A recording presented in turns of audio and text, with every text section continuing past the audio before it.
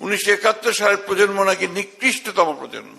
কোন সাহস এই কথাগুলো বলে তারা? বিএনপি কোনোদিনই পরাজিত হয়নি, পরাজিত হবে না। আমাদের প্রিয় ধর্মকে ব্যবহার করে তারা আজকে বাংলাদেশের মানুষকে বিভ্রান্ত করতে চাইছে কিনা। এই নির্বাচনে আমাদেরকে পুরোপুরি ভাবে জয়লাভ করতে হবে। আমাদের নেতা খুব শিগগিরই আমাদের মাঝে আসবেন। এই যে আপনারা সংগ্রাম করেছেন, যে লড়াই করেছেন, সে লড়াইয়ের এখন শেষ দিকে এসছি আমরা। এই লড়াইয়ের মধ্য দিয়ে আমাদেরকে বিএনপিকে সরকার গঠন করতে দিতে হবে, করাতে হবে, এবং সেই বিএনপি জাতিকে লিড করবে, সামনের দিকে নিয়ে যাবে আরো বেশি করে। তারই প্রমাণ আজকে আমাদের তারেক রহমান সাহেব নতুন একেবারে চিন্তা ভাবনা নিয়ে এসছেন। যে চিন্তা ভাবনাগুলো আমাদের জনগণের কাছে যদি আমরা পৌঁছে দিতে পারি, তারা আমরা নিশ্চিত যে জনগণ এগুলোকে গ্রহণ করবে এবং বিএনপি সেই ধানের শীষে ভোট দেবে।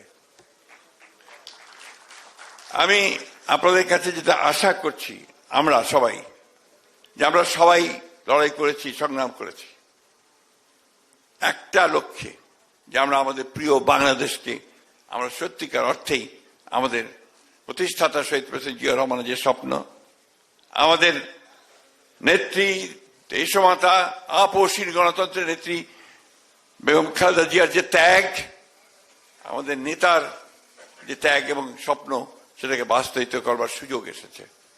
আসুন আজকে সবকিছু ভুলে গিয়ে আমরা এই লক্ষ্যে এগিয়ে যাই।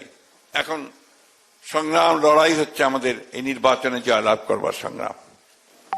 এই নির্বাচনে আমাদেরকে পুরোপুরি ভাবে জয়লাভ করতে হবে, এবং যাতে করে আমরা বাংলাদেশকে সামনে এগিয়ে যাওয়ার সুযোগ পাই। বন্ধুগণ, অনেক বাধা আসবে, অনেক বিপত্তি আসবে, আমাদের বিরুদ্ধে অনেক প্রচারণা হতে থাকবে, কিন্তু এই সবগুলোকে কাটিয়ে উঠে আমরা মাথা উঁচু করে দাঁড়াতে চাই। বিএনপি কোনোদিনই পরাজিত হয়নি, পরাজিত হবে না বন্ধুগণ। বিএনপি হচ্ছে এই দেশের জনগণের দল, বিএনপি হচ্ছে মুক্তিযুদ্ধের দল, বিএনপি হচ্ছে গণতন্ত্রের সংগ্রামের দল। এই কথাগুলো সবসময় মাথার মধ্যে রাখবেন। আর অন্য কোনো কিছু আপনাদেরকে সাফল্য দেবে না। আপনাদেরকে সাফল্য দেবে আপনাদের মধ্যে ঐক্য, ইস্পাত দৃঢ় ঐক্য, এবং আপনাদের যে চেতনা, সামনের দিকে এগিয়ে যাওয়ার জাতীয়তাবাদী দর্শনে যে আমরা দীক্ষিত হয়েছি, আমরা যে গণতন্ত্রের দর্শনে দীক্ষিত হয়েছি, সেই দিকে এগিয়ে যাওয়ার।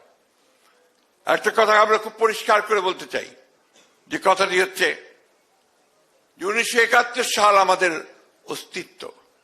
এই কথাটা খুব জোরে সোরে মনে রাখবেন। যারা এই কথা বলার দুঃসাহস দেখান, ঔদ্ধত্য দেখান, 1971 সাল নাকি আপনার বলছে, 1971 সালের, আজকে আমি পত্রিকায় দেখলাম 1971 সালের প্রজন্ম নাকি নিকৃষ্টতম প্রজন্ম। কোন সাহস এই কথাগুলো বলে তারা? আজকে এই কথাটাই আমি মনে করতে চাই। আজকে আমাদের রুহুল কবির রিজভী সাহেব বলেছেন যে পেছন থেকে অন্ধকারের মধ্য দিয়ে একটা কালো থাবা বেরিয়ে আসছে কিনা, আর একটা ফ্যাসিজম অন্য দিক থেকে আমাদের উপরে চেপে বসতে চাইছে কিনা।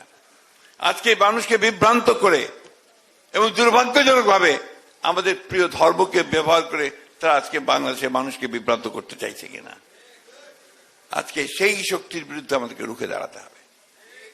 আজকে নতুন সেই লড়াই, একদিকে আমাদের বাংলাদেশকে একটা রাজনৈতিকভাবে, অর্থনৈতিকভাবে দৃঢ় অবস্থানের মধ্যে দাঁড় করাবার লড়াই, আরেকদিকে হচ্ছে এই অপশক্তিকে রুখে দেওয়ার লড়াই।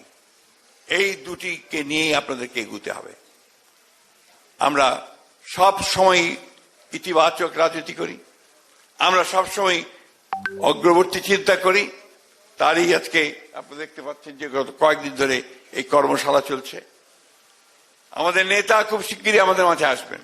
আমি আজকে যেহেতু বাংলাদেশের সব এখানে উপস্থিত আছেন, আমাদের নেতৃবৃন্দ উপস্থিত আছেন বিএনপির, আমি আপনাদেরকে জানাতে চাই, নেতা যেদিন আমাদের আসবেন, যেদিন বাংলাদেশে পা দেবেন, সেদিন যেন সমগ্র বাংলাদেশ কেঁপে ওঠে। বন্ধুগণ, এই কথাটা আপনাদের মনে রাখতে হবে। পারবেন তো?